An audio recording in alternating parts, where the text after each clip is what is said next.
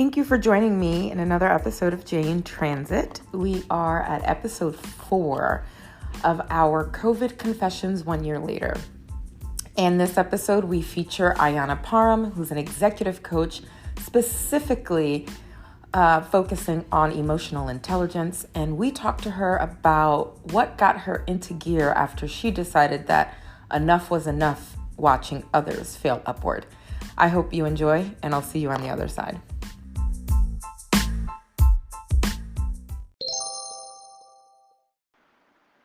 Hey, Ayana, how's it going? Hey, what's going on? I'm doing all right. Taking in the sunset. What you doing? Well, I'm on this laptop sitting on my deck as my child's in the background screaming his head off. But, life of a toddler parent. For any parent out there, I do not feel bad for anybody at this point. My Lord, that means you've had a full day today. Yeah, I mean, added to everything else that we have going on, right? Pandemic, getting back to work, kids, family. Yeah, it's a bunch of fooling, in my opinion. I just want to run away and never come back. I got a funny feeling you have a plan for that already anyway. Yep, it's coming. It's definitely coming. There's a go bag waiting. I just need a yacht and a plane, so my plan is working. Awesome. Well, I want to thank you for joining me this evening. And before we get started, I'd love it if you can introduce yourself to the Jay in Transit audience. My name is Ayana Parham, and I'm the CEO and founder of Parham Associates. We are an executive coaching firm that specializes in emotional intelligence. We ended up predominantly being a minority firm that really focuses on inspiring leaders of color, and how we kind of came to be over the last year and some change has been really formed from my own personal perceived failures at my 9-to-5 and corporate company. And long story short, we'll kind of get into that story a little bit later, is that I realized that my story is very similar to a lot of other people's. And from that, I kind of birthed this firm, realizing that I want more people of color, not just women and men and non-binary individuals, but I wanted to see minority of thought, not just skin. And so this firm was birthed from that. Wow. I am thoroughly impressed, and I would love to hear a little bit more about the experience that led you to this, particularly what you thought was such a failure. So I've been in the government as a civil servant for about 13 years. And I've realized that I noticed that a lot of men, specifically white men, because I'm going to just keep it real, that white men were failing upward and they were bringing their 10 closest friends. So, of course, kissing the ring, doing the bare minimum, all of that was being rewarded. And when I felt as though it was my time to shine, I put in the time, I did everything that the company told me to do, which was, go to all these cross-cultural trainings, do all of these classes, get a mentor, all of that stuff. Then they ended up having me do different assessments, writing, interview style. Long story short, they pretty much took me through the ringer and then later deemed me unfit to lead by their standards. So of course, yeah. So I mean, it was like a 5-point Richter scale, and I ended up having a 2.92 on one of the assessments. And of course, I'm pissed because I'm like, are you serious? Y'all literally took me through the ringer just to tell me that I didn't fit your company standard. So of course, as I'm explaining this story to a bunch of other people, come to find out, I'm not the only one. There was a lot of minority women and men specifically who's been through that same exact scenario. And I went home one day, pissed off, upset, angry, and I just started writing. I was like, what would it look like if I built a company that was just going to be focused on minorities and getting them to the table? And this was like by any means necessary. So it ended up being that one night in particular, my son and I, we do Friday night date nights. And at the time, he was about 1.5. And we were watching the Minions. And if anyone has seen the Minions, which is the cutest little, I think it's animation. It's not even Pixar. It's maybe Universal Studios. They, they were the little cute little tater tots that are in denim overalls. Yep. And as we're watching it, I'm watching the villain Gru He is doing by any means necessary. Like, it didn't matter that everyone told him that he was a failure. He continued to push and he continued to persevere through everything throughout the movie. And it was like multiple movies that we watched over and over. And then it just kind of clicked one night. It was like, why can't we be like Gru? So as I sat down and started sketching out continuously, like, what would this look like? How was this firm going to be impactful? How are we going to be intentional? I literally started thinking back to the movie. You know, as everyone else is just seeing this character as a villain, I'm seeing this person as aggressive, assertive, like they're doing by any means necessary to get to their goal, which was like to capture the moon or something. So then I ended up creating an acronym out of watching the movie. So GREW for my company stood for Great Leaders Rising Up. Wow. And it was all based off of tater tots and overalls and a date night with my son. Well, that tater tot in the background is definitely He's like, I don't care.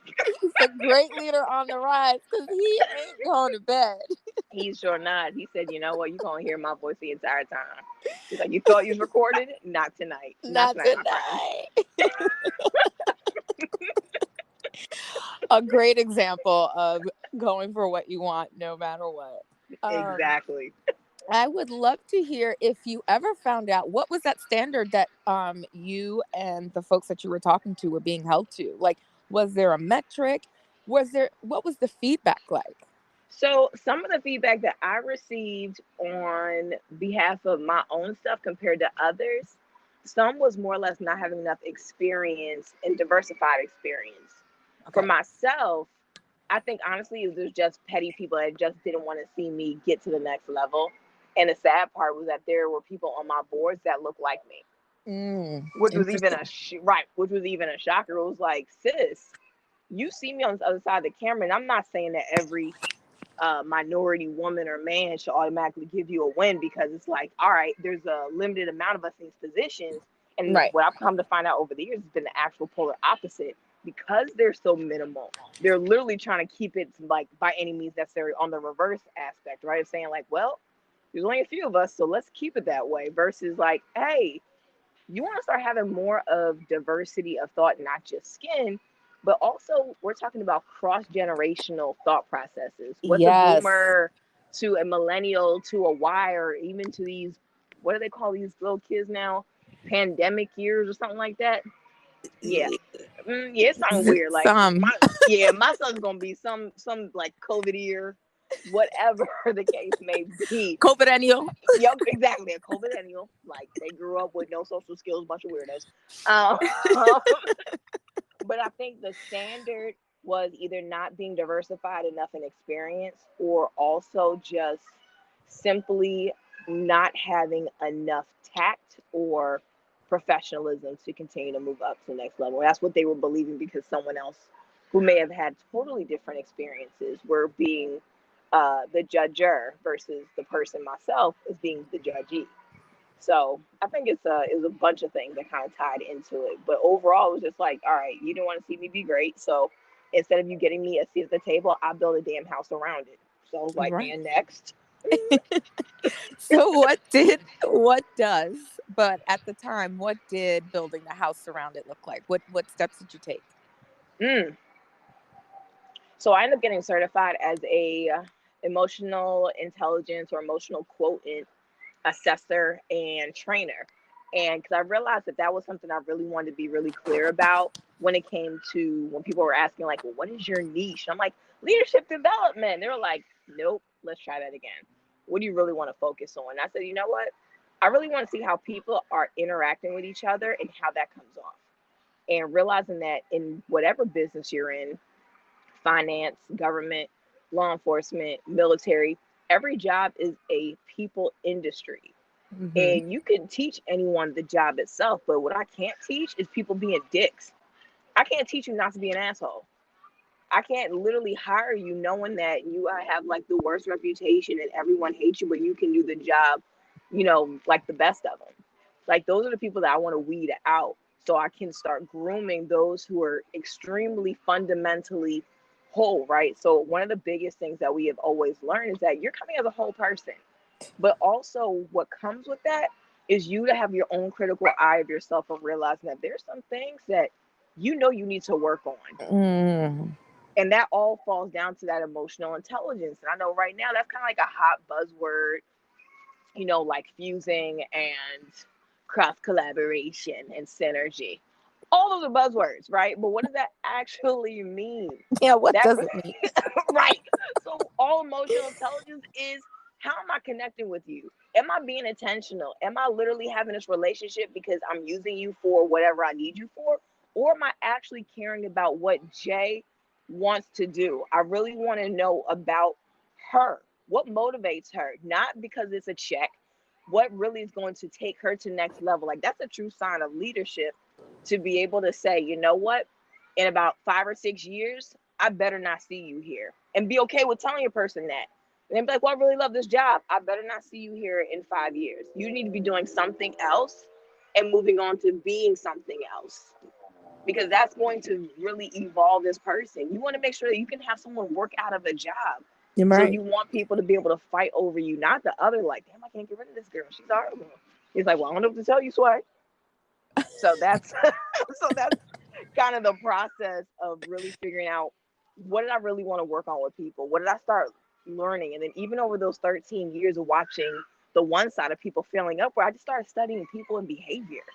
And it wasn't because I was in grad school at the time, but I was just literally looking at people and how they interacted with each other. So trying to take a little bit of this and leaving out a lot of that, or just watching how managers dealt with certain leaders, or how leaders dealt with subordinates. It was all of that wrapped up in, what if I created a program that literally focused on doing just that? And it was going to be tailored to executives, because I knew that for most companies, Sasha, I knew that for most companies, it was very top down. And it's very rare, unless you're in like a private sector or certain NGA firms, that you can literally go bottom up. Right. So I figured, well, why don't I create something that will make sure that if your top is good, that should trickle down. But in order to do that, you need to start having really crucial and critical conversations with people to say exactly what you're feeling. Like, yeah, you're not cutting it, bruh. Well, why am I cutting it? I'm gonna show you exactly why it's not cutting it. Look at all these people. What are you noticing? You have a high retention rate, right? Yeah, but I don't know why. I can tell you exactly why. People aren't bought into your vision. They're not bought into this company, and they don't believe anything you're saying because you're full of shit. I mean, that is the level of truth that we need. And I do appreciate that you are using unconventional buzzwords like how leaders are failing up. Tell me how Yeah. you got to that. Mm. So leaders are failing upwards. It was literally just watching people kiss rings, kiss booties, and next thing you know, a year later, they're promoted. But I also realized in that same breath, it was the mediocre and um, the crazies, if you will, that was also volunteering, because that was the twofold side. It's like, well, how am I getting not these positions? The problem is the people that should not be in positions are volunteering, and because there's no one else that is good, or to a good standard, I should say, was Mhm. being selected. So people that you're thinking is of good quality, or as my grandmother would say, come from that good cloth. Um, what makes it very difficult is that people are realizing that, okay, because I volunteer, that makes me competent because I'm showing confidence. But that's not the reality. You want people to literally start realizing that they are capable of doing the job, but they can also motivate and lead and be intentional. And that just was not the case for a So, very long time. right. So, what I am hearing is Mm-hmm. that working hard ain't going to get you to where you're going to be. Working double hard is definitely going to keep you out of the door.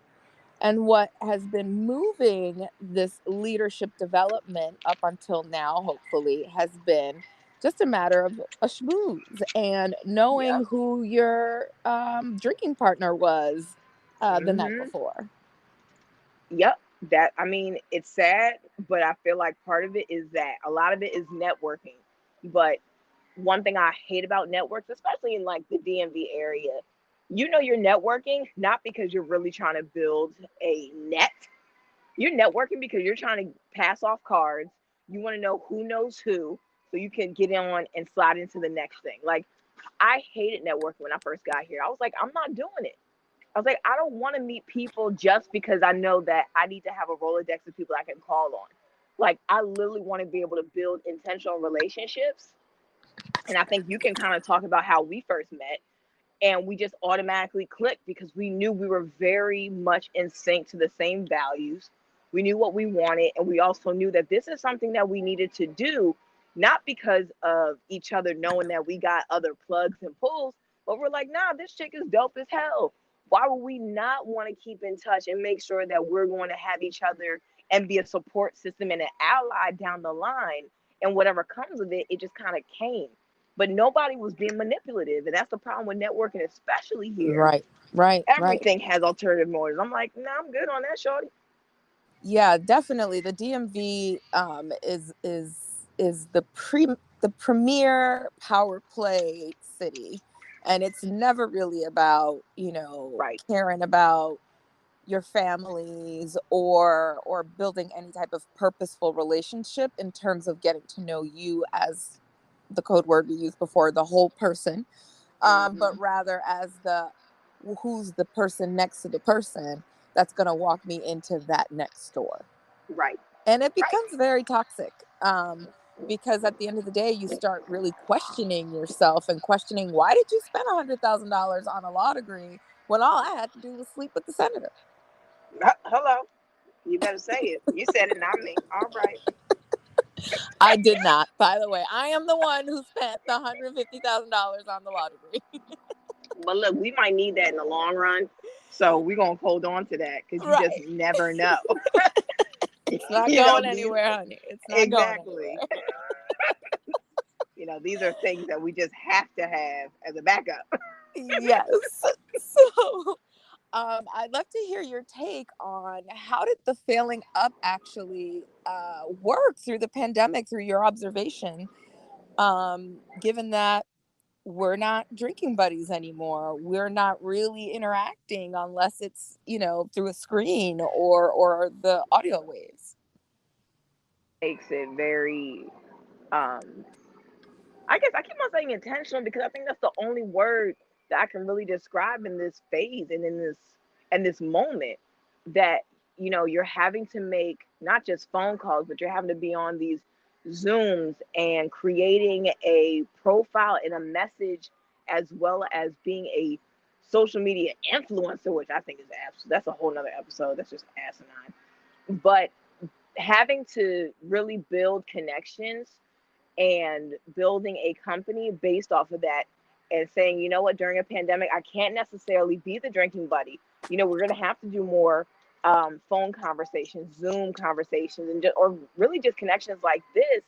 So we're having people to kind of stay in line. Having to get on a computer now has become like the standard, the status quo for most people that have these relationships. But then it also falls back to, what are you willing to do? What's the type of work that you're willing to put in to make sure these relationships are fruitful, but they're also fulfilling? Right. And you never want someone to feel like, well, yeah, I'm only hitting you up because I need something. It's like, nah, like I'm legit just hitting you up because I'm checking, like I'm doing welfare checks. Okay. Right. The dog said amen. What did you say? I said the dog said amen. Yes. The dog is here for all of it. Oh my God. So how has this made you stronger as a coach? And what are some of the things you're looking to do now that the world is opening up? Well, I want to get back traveling. And of course, when you're watching any type of social media, you see like all these Black travel groups. I'm like, damn, my passport is super dry and ashy, and I need to get her open wide and stamped real quick. Girl, Real quick. please. But what has been a really big thing for me is the fact that I really planned in quarters of what my business was going to look like. And I really wanted to make sure that this was going to be impactful, that I just didn't want to have a business and then in 6 months it fizz out.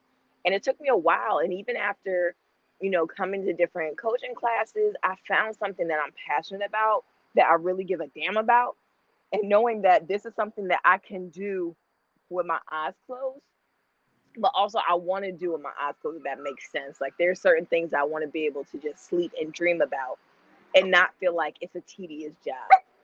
And I think that the pandemic did that. The pandemic allowed me to be extremely creative. It allowed me to have an avenue to fail and succeed, uh, simultaneously, and Right. also understand, what does this look like if this is to happen again in 5 years?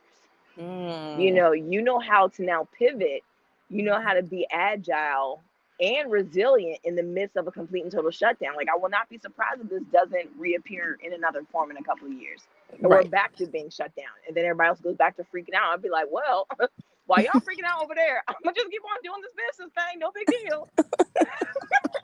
I'm gonna keep teaching y'all how to really be a really whole person. Exactly. Like, while y'all out here broken, chick out here looking like a whole full-blown M&M pack. Okay, enjoy. Oh my. So do you want to like kind of tell the audience like how we met and how we kind of came to be and what that means for us? Yes. So Ayana and I met during a coaching class, and we were probably the two women of color in a leadership development course. Or was it the foundations course? Because we were both certified and getting further certified in coaching, whether it's executive coaching, career coaching, life coaching. And so the school that we went into, or the program we used, excuse me, um, it's pretty well known, but it doesn't really attract leaders that look like us. People who Mm-hmm. are actually interested in really making a difference in the lives of our community. And so we had a few know-it-alls in the class, and our connection came when we did the typical little side text, uh, Right. kikiing on one of the folks. Come to find out, when it was time to submit our business proposals, that's when I actually found out that Ayana was in the DMV area in government. And one of my proposals was to target and strengthen the leadership skills of civil servants as well. So I actually was off the cuff. I didn't think that Ayana was going to take me up on it, and I said, "Hey, we should collaborate. I feel like you'll do a really good job in this area." And she hasn't left me alone since. You say leave you alone. I say fusing and synergy and all those other buzzwords. No, leave me alone is a joke, but she's she's definitely taken the collaboration to the next level. So Yeah. I'm also about to get certified as an emotional intelligence coach and trainer.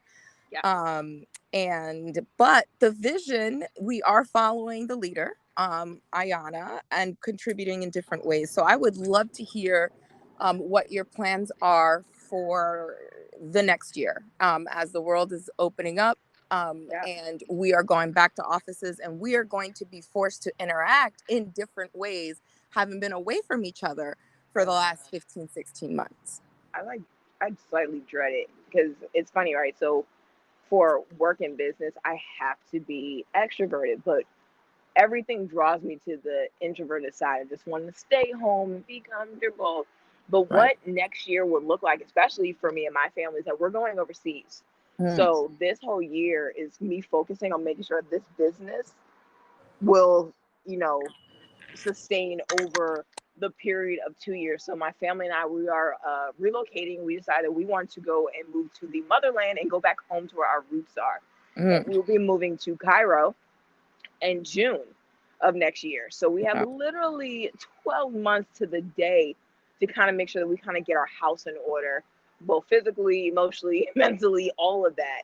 But also on the business side of the house, what that will also look like is, all right, making sure that our clients are taken care of. And even though, yes, I'll be on totally different time frames, I still plan on doing my coaching, but I also have a team of associates, because it's Parham and Associates, that will And also be associates. Yep, the associate part will be able to actually help me out where they will be able to stand in the gap for me. And that's really what this is all about. And I wanted to be able to have, diversity of skill set as well, and not just skin tone. And it just so happens that Jay, being one of my actual associates, is like perfect because she brings such a unique style of coaching, but also just a skill set that we will have certain people that will need to be coached by her and not me. And I'm okay with that, right? Right. Same thing with another one, with it being Sunita, saying like, okay, we want those who are having already instilled a company, who've already kind of set the playing ground. But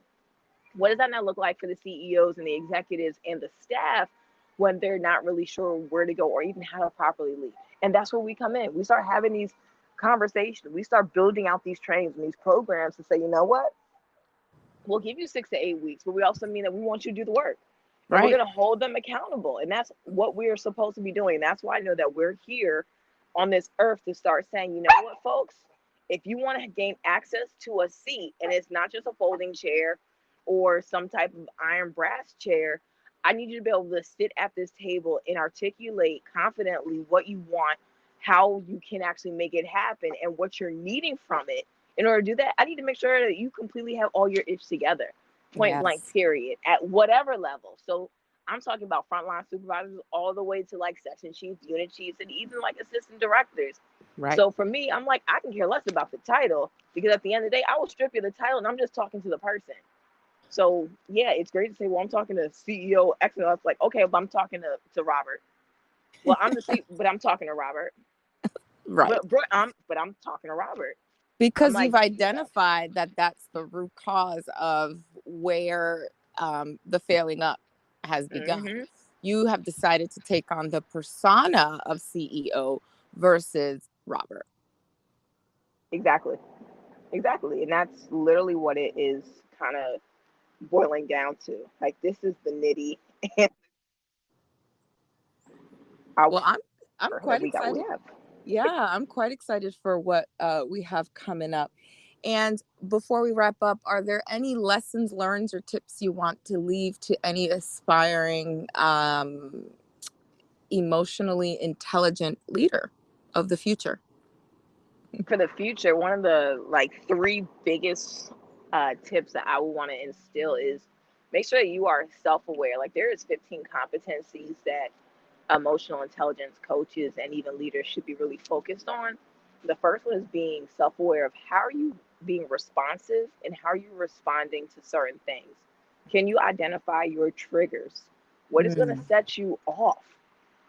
I know a lot of times people can automatically say, well, I know my trigger, but in the workplace, can you honestly say you know what triggers you, to the right, point that you are either completely shifted or you're easily annoyed? right. Um, Also, how do you deal with stress tolerance? And it's not the regular stress of the world, because life happens, but how do you deal with corporate stress tolerance? How are you able to deal with, in a leadership position and a future leader's position, how are you able to deal with certain things that could potentially set you off, that would normally set you off in just a regular um, circumstance, versus currently? Now you have new responsibilities. Now people are looking to you for answers. They're looking to you for guidance. And then also, for all those shady people, they're looking for you to fail. So how are you able to deal with certain things that most people on a regular basis would either pop off, kirk off, whatever you want to use the terminology for? But how are you able to make sure that you're not going to show face in the workplace? Like, that's Hmm. actually a pretty good title right there. Hmm. Um, and the last, So it's in the and right, how you gonna show face in the workplace? way. The last and final tip that I have for all of my emotional intelligent and aspiring leaders of color is, make sure that when it's time for you to shine, that you're gonna be as bright as can be. In order to do it, you need to make sure that you are 110% a whole person. Work out those kinks. Figure out what you need to really hone in on. Focus on the strengths and tweak the weaknesses. That's powerful. I really appreciate you sharing those gems, because I know they cost money on a regular basis. I mean, we do offer them 45-minute consultations. I mean, you know, but that's free. So we're here to help. We're here to I make sure that love you got it. what you need. Appreciate your time. This is awesome. Thank you. And for those who are looking to follow you, where can they find you?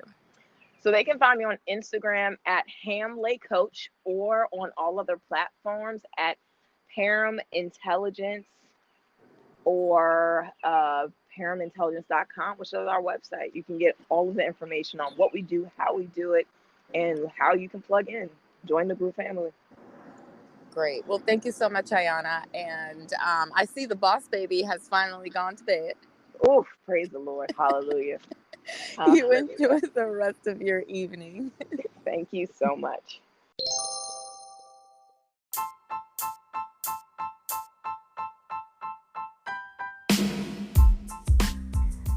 Thank you for joining me. I hope you enjoyed and got some valuable gems from Ayana. If you are looking to follow her, she is Hamle Coach. So that's HAMLE Coach on Instagram. And I am Jay in Transit, JINTRANSIT, also on Instagram. Don't forget to rate the podcast and definitely tune in for our next episode. Till next time.